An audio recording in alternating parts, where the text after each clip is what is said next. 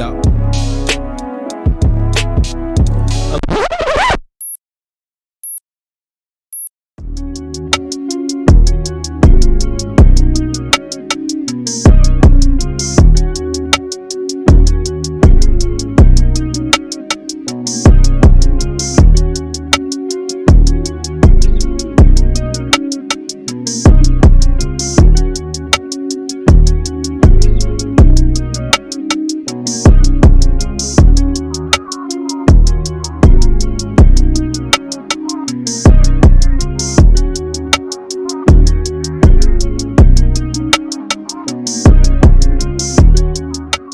I think what needs to change is the communication, the understanding of the inmate to officer comparison and how they interact with each other. I don't think it's the structure that's around that, because it's so diverse with the cultures and as well in there. Because in DC you have mostly African American, but you have Nigerian and other African descent officers that work there, as well as other African American. So it's like when you have that, the culture difference, and the authority is given to someone that hasn't grown up in this culture and don't react and respond, I think that plays a big part. And I think they need to be on the same page. So it should be some type of training, one for the officers, but this same training I think the inmates should go through.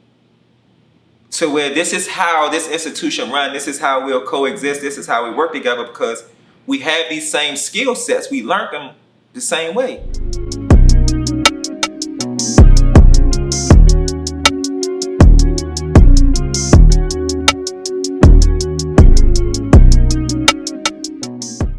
So I have an incident at one time at DC jail where I was involved in an incident. I guess you could say I was on the losing end of it, the fight.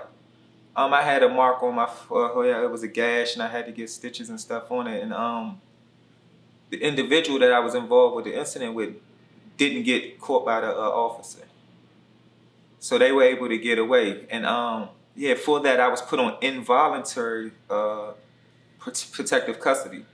Now, I didn't fear for my safety. I wanted to go back to population. I signed papers to go back to population.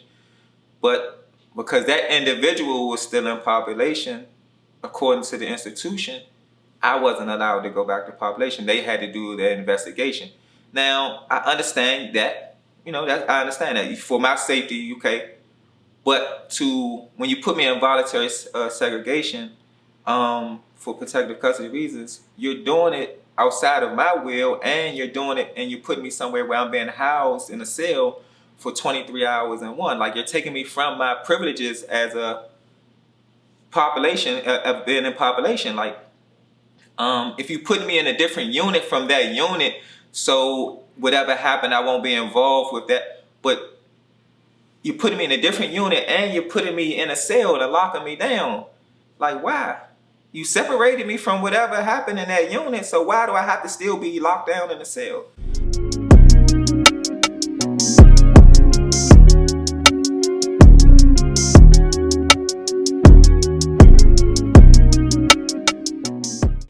But what we don't have is a mirror to that behavior tech and that home health aid that maybe can work with the mental health agencies inside of the institutions and train people that can be behavior techs for those that's incarcerated.